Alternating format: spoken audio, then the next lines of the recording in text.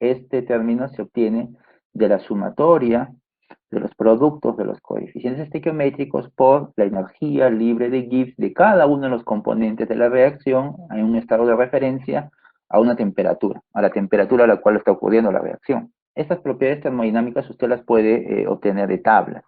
Sin embargo, en las tablas aparecen estas energías libres de Gibbs de las especies, pero a una sola temperatura, que generalmente es 25 grados Celsius o 298 Kelvin. En cambio, acá me dice a una temperatura T. Es decir, si la reacción está ocurriendo suponiendo, a 150 grados Celsius, entonces tiene que ser la energía libre de Gibbs de esa especie a 150 grados Celsius. Pero en las tablas no hay a 150 grados Celsius, hay a 25 grados Celsius. Entonces, ¿qué hacer? Bueno, utilicen esa información. Usted puede calcular esa energía libre de Gibbs de cada especie en un estado de referencia a una temperatura T a partir de las energías libres de formación de la especie en el mismo estado de referencia, pero a la temperatura de 298 Kelvin. Pueden hacer uso de las energías libres de Gibbs de formación, de las entalpías de formación y de las capacidades caloríficas en el mismo estado de referencia, ¿no? Obviamente que hay que resolver esas integrales, porque ustedes saben que las capacidades caloríficas, en algunos casos, especialmente en los gases, son función polinómica de las temperaturas, ¿no? Por lo tanto, al ser una función polinómica de la temperatura, esto tiene que ser reemplazado aquí para poder resolver la integral, pues, ¿no? Entonces, por eso que, ahora, si la capacidad calorífica de la sustancia es un valor constante, pues es fácil, ¿no? Y si es constante, sale de la integral, bueno, es más sencillo el cálculo. Otra alternativa es esta, con esta otra ecuación. En realidad, las dos son la misma ecuación, solamente que están expresadas de diferente manera. Pero si usted se percata, aquí, en esta otra ecuación, no está la energía libre de Gibbs de formación, sino solamente está la entalpía de formación, que es esta, la misma, igual la capacidad calorífica, y la entropía de formación. ¿Por qué he puesto ambas? Porque muchas veces en las tablas de propiedades termodinámicas, en algunos textos, usted puede encontrar entalpía de formación y energías libres de Gibbs de formación, pero no entropía. Entonces, en este caso, utilizará la primera ecuación. Pero en otras tablas no hay energía libre de Gibbs, sino hay entropía y entalpía de formación. Entonces, en ese caso, usará esta, ¿sí? A veces no siempre la información está completa. Si usted se percata, en cualquiera de estas, la única variable es la temperatura, porque todo lo demás son constantes. Este es constante, este es constante, este de aquí es constante. La única variable es la temperatura. ¿Eso qué significa? Que esta energía libre de Gibbs solamente depende de la temperatura. No depende de la composición de la mezcla, ni de los moles, solo de la temperatura. Por lo tanto, todo este término que está acá, perdón, todo este término que está acá depende solamente de la temperatura. Es decir, que esto depende solamente de la temperatura. Quiere decir que todo este término que está acá depende única y exclusivamente de la temperatura. ¿Qué significa esta actividad de cada una de las especies? Bueno, esto va a depender mucho de cómo usted quiere o cómo usted está trabajando con las especies químicas. Esta es la energía libre de Gibbs de la especie I en un estado de referencia. Este cero significa ese estado de referencia. ¿Ok? ¿Pero qué cosa es ese estado de referencia? Vamos a suponer que usted tiene una reacción. Hidrógeno reacciona con oxígeno para producir agua. Ah, muy bien. Entonces ahí tiene tres componentes. Entonces voy a calcular la energía libre de Gibbs del hidrógeno, la energía libre de Gibbs del oxígeno y la energía libre de Gibbs del agua. Pero ahí yo le pregunto, enfoquemos en el agua.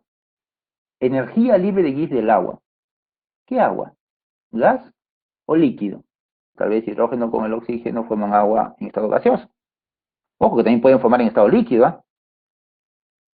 Entonces, usted tiene que decidir, establecer ese estado de referencia. Ya, agua gaseosa. Muy bien. Entonces, este cero que está acá representa, digamos, en fase gaseosa.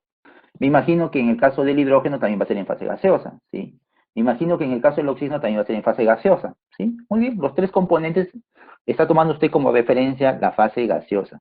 Esa mezcla gaseosa que está reaccionando, ¿cómo usted lo va a manejar? ¿O cómo usted lo está considerando? ¿Como si fueran gases ideales o como si fueran gases reales? Bueno, lo más práctico sería como gases ideales, ¿no? Genial. Entonces, si usted considera que su estado de referencia de una determinada especie, digamos el agua, usted lo toma como que el estado de referencia es un gas ideal, entonces el estado de referencia es un gas ideal. Si es así, como usted lo está tomando, entonces este término de actividad tendría que ser la presión parcial del agua gaseosa en el sistema que está reaccionando. ¿Y qué pasaría si la reacción ocurriese en fase líquida? ¿Cómo en fase líquida? Por ejemplo, vamos a suponer etanol. Etanol que se está en líquido, ¿no? Que se está descomponiendo en éter dietílico y en agua. Hay una deshidratación del etanol. Pero todo eso ocurre en fase líquida. Entonces su estado de referencia ya no es, pues no puede ser gases ideales, pues no, si es fase líquida. O sea, usted no va a buscar en sus tablas termodinámicas, no va a buscar el etanol gaseoso si usted está trabajando en fase líquida. Tiene que buscar etanol líquido, en todo caso. Ahora, si es así, la pregunta es, ¿la mezcla líquida la va a considerar ideal? Usted puede decir que sí. Bueno, si es así, tiene tres opciones. Que el estado de referencia que utilice sea una mezcla líquida. Y si es así, el coeficiente de, perdón, el término de actividad, usted lo puede representar como fracción molar, concentración molar o molalidad, en el caso de especies iónicas. Pero ambos son mezclas ideales. Y si usted quiere considerarlo como una mezcla no ideal, o sea, una mezcla real, bueno, en ese caso, el término de actividad usted lo puede relacionar como el producto del coeficiente de actividad por la fracción molar. Podría ser también tal vez la constante de Henry multiplicado por la concentración. O si estamos hablando solamente de gases, podría ser la fracción molar en la mezcla gaseosa multiplicado por la presión total por el coeficiente de fugacidad. Y si usted recuerda estos tres, ¿qué cosa es? La fugacidad. Usualmente lo que se suele hacer es, digamos, lo más sencillo es tomar el primero, ¿no? Para la fase gaseosa. Y para la fase líquida, tomar este que está acá, el primero de acá. O también el segundo. Pero ya sabemos que esto, usted lo puede igualar a todo esto, o también lo puede igualar a esto, cualquiera de los dos. ¿Ya? Y si vemos aquí, esto, si es igual a esto, y todo esto depende solo de la temperatura, quiere decir que el valor de esta constante también depende solo de la temperatura. Muchas veces lo que hacen es, investigan cómo cambia esta constante de equilibrio para una determinada reacción en función a la temperatura, y a partir de eso obtienen obtienen modelos empíricos de la constante de equilibrio en función a la temperatura. Cuando digo modelos empíricos, estoy hablando de modelos en donde han aplicado regresión. Por ejemplo, regresión lineal, regresión polinomial o regresión no lineal, ¿no? En métodos numéricos ustedes han visto que hay diferentes tipos de regresiones, ¿no? Cuando tengo datos experimentales, por ejemplo, datos experimentales de temperatura y de constante de equilibrio para diferentes temperaturas, entonces puedo ajustar todos esos datos a un modelo empírico lineal o a uno lineal, tipo exponencial, por ejemplo, como generalmente es tipo exponencial. Y de esa manera también puedo tener un modelo empírico para la constante de equilibrio. Fíjense en esta situación. Aquí está la ecuación de hace un momento, solo que ahora solamente está la constante de equilibrio nada más. ¿Okay? Y quiero que vean estas cuatro situaciones. La línea roja representa la evolución del reactivo y la línea azul representa la evolución del producto. Esta es una reacción en donde una sustancia se convierte en un producto. ¿Okay? Produce P. Uno observa ese gráfico y, bueno, dice, bueno, todo el reactivo se está consumiendo, ¿no? A medida que avanza el tiempo, el reactivo empieza a disminuir y prácticamente llega a cero. Y se está formando la mayor cantidad de producto. Muy bien. Parece una reacción irreversible, ¿no? Donde todo está reaccionando, todo A reacciona. Acá tengo otra. Bueno, acá uno ve que la cantidad de reactivo disminuye, pero no completamente.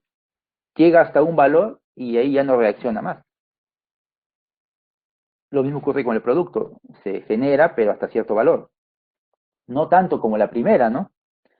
Entonces yo puedo decir que esta es una reacción reversible, ¿no? Aquí también, ¿no? El reactivo se está consumiendo, pero hasta cierto valor y luego ya no reacciona más. Lo mismo con el producto, se forma poco producto. También puedo decir que es una reacción reversible.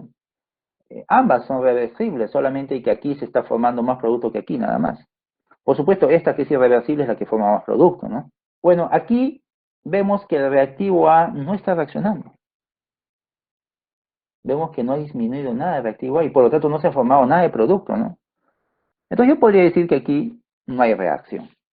En resumen, puedo decir que acá hay una reacción irreversible, acá hay una reacción reversible, y aquí también hay una reacción reversible. ¿Ok? Ahora, bueno, en la primera no hay reacción. Enfoquémonos en las del medio.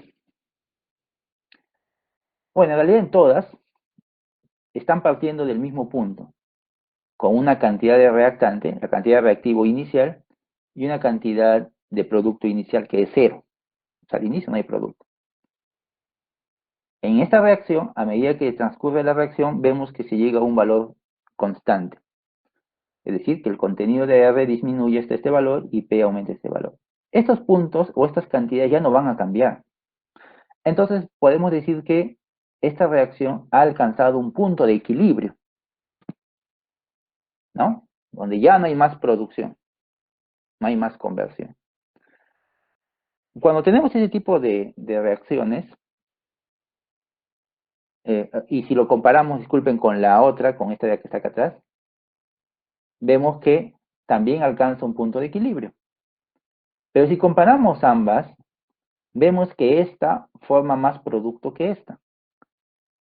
Entonces, muchas veces nos han enseñado que se puede escribir también así. En lugar de poner la doble flecha, se pone una doble flecha en donde más bien la flecha que va hacia la derecha es mayor que la que va hacia la izquierda, ¿no? Y de esa manera estamos diciendo que esta es una reacción reversible en donde hay más formación de producto, ¿no? En comparación al reactivo, ¿no? Es decir, hay una buena cantidad de producto que se ha formado y se supone que hay poco reactivo. En cambio acá se suele escribir así. Acá se dice más bien que en esta reacción reversible hay poca formación de producto y más bien un alto contenido de reactivo, ¿no? Hay un alto contenido de reactivo. Hay poca formación de producto, ¿no?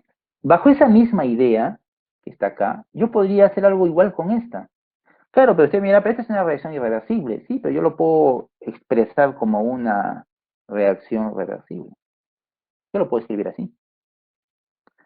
Y estoy diciendo, casi todo se convierte en producto. No hay casi nada de reactante.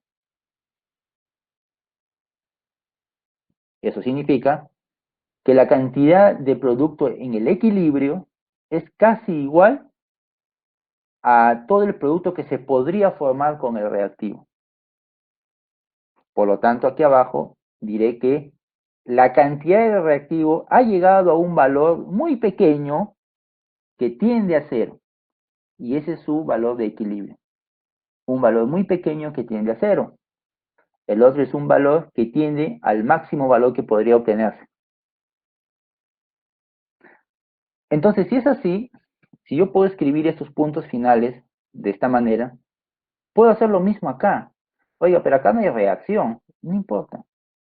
Yo puedo decir que en esta, entre comillas, reacción, la cantidad del reactivo al final de la, entre comillas, reacción, es aproximadamente igual a la cantidad que había al inicio. Y la cantidad de producto al final de esta, entre comillas, reacción, es aproximadamente cero. Y por lo tanto, yo podría escribirlo así. Esta es una reacción en donde prácticamente no hay nada de producto, todo es formación de reactivo. O sea, en otras palabras, el reactante no reacciona. Podría también escribirlo de esa manera. En otras palabras, No importa si es una reacción reversible como nos han enseñado, o una reacción irreversible como nos han enseñado, o que no haya reacción, las cuatro formas yo podría escribirlos en términos de reacciones reversibles. Y si las cuatro las puedo escribir en términos de reacciones reversibles, las cuatro las puedo escribir en términos de equilibrio de reacción o equilibrio químico. Y por lo tanto a las cuatro yo le puedo aplicar esta ecuación.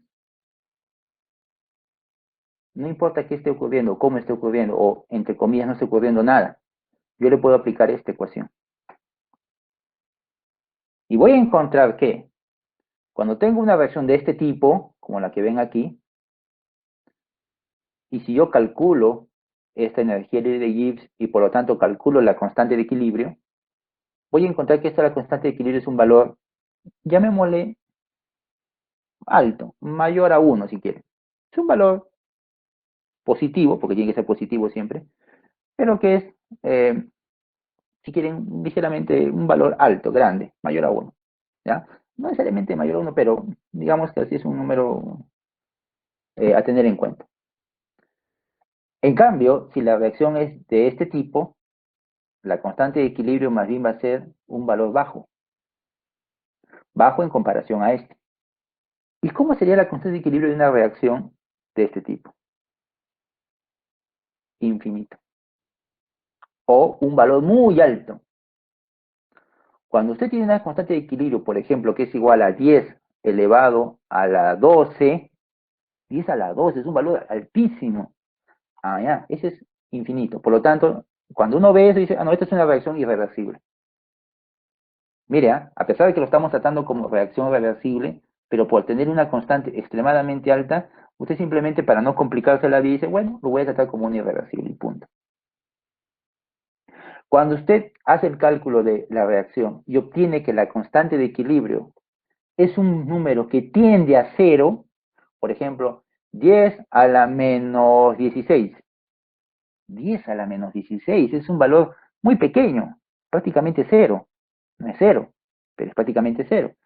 Cuando encuentro valores así, entonces yo puedo decir, aquí no ocurre reacción química. Por lo tanto, esta constante de equilibrio me permite a mí poder predecir cómo es que, o qué es lo que va a ocurrir desde el punto de vista de la reacción en un sistema de componentes. Si es que van a reaccionar todo el reactivo limitante completamente, si va a haber una reacción de equilibrio y quién se favorece, si se favorece más el reactivo, se favorece más el producto. Ahora, desde el punto de vista de la energía libre de Gibbs, porque este es el punto de vista de la constante de equilibrio, yo podría determinar la energía libre de Gibbs de cómo ha evolucionado la reacción. Y tendría que, para este caso, la energía libre de Gibbs, o sea, este término que está acá, es un valor bajo. Aquí sí puede ser negativo, ¿eh? Es un valor bajo. La energía libre de Gibbs puede ser positivo o negativo. La constante de equilibrio no, siempre es positiva. Aquí es un valor bajo. En cambio aquí es un valor alto, en este caso más alto que este. Aquí la energía libre de Gibbs tiende a menos infinito, mientras que aquí la energía libre de Gibbs tiende al infinito positivo.